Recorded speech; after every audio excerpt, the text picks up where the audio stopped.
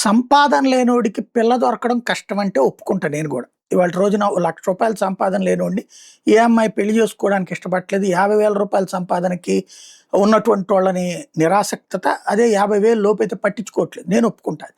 అలాంటి వాళ్ళేమన్నా కక్కుర్తి పడ్డారంటే ఒక అర్థం ఉంది. లక్షలకు లక్షలు సంపాదిచ్చే వాళ్ళ కోసం బారులు తీరుతున్న రోజులు ఈ రోజులు. అవసరమైతే భార్యను వదిలేసి, పిల్లల్ని వదిలేసి వస్తానంటే గూడా మేము జేసుకుంటాం అనేటటువంటి వాళ్ళున్న రోజులు. అలాంటి రోజుల్లో ఆస్తులు తగలేసి ఎవరికో మోసానికి బలైపోవడం ఏంటో ఆలోచించుకోవాల్సినటువంటి పరిస్థితి. అశూరెడ్డి కేసు చూడండి. 9.5 కోట్లు అతను తగలెట్టుకున్నాడంటే తెలివి తక్కువోడు అనాలా? లేకపోతే గనక అత్యాస అనాలా? సినిమాల్లో అమ్మాయిని పెళ్లి చేసుకుంటే బావుంటదని జెప్పేసి అంతెట్ట తగలేసుకున్నాడు రోజు రోజుకి. 7 సంవత్సరాల నుంచి బోస్తానే ఉన్నాడట.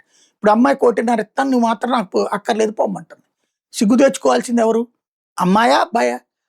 అట్లాగే ఇప్పుడు ఇంకోటి ఇక్కడ ఆంధ్రాలో జరిగినటువంటిది. ఎవరో పూజిత అనేటటువంటి పేరుతో ఒక అమ్మాయి మోసం చేసి రూ. 85,00,000 కాజేసిందట. తాజాగా అదొక కేసు. ఇట్లాగా ఏదో దాని పేరేమంటారు? మన మ్యాట్రిమోనియల్స్‌లో వచ్చేటటువంటి వాటిని తీసుకొని, ఆ మ్యాట్రిమోనియల్‌లో అమ్మాయిలు కూడా ఇది చేస్తూ ఇంకొక కేసులో అయితే నగ్న వీడియోలు పెట్టి తర్వాత అబ్బాయిని బెదరేసి 2.5 లక్షలు ఒకళ్ళ దగ్గర, ఇంకోళ్ళ దగ్గర ఇంకో 2.5 లక్షల రూపాయలు ఇట్లాగే డబ్బులు వసూలు చేస్తున్నారు. ఆడది కనబడితే చాలు సొంగగార్చుకుంటే ఇట్లాంటోళ్ళందరూ కూడా వాడేసుకుంటారని గుర్తుపెట్టుకోవాల్సినటువంటి అవసరం ఉంది.